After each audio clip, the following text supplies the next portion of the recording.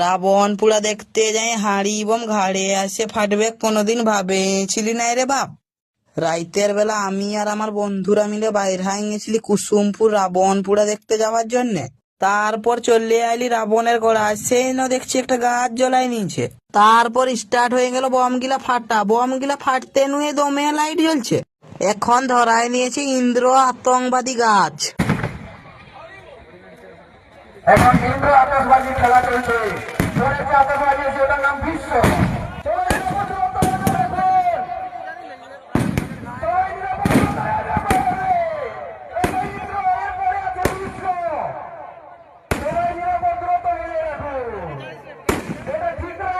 এখন ধরায় নিয়েছে বিশ্ব আতঙ্কবাদী গাছ।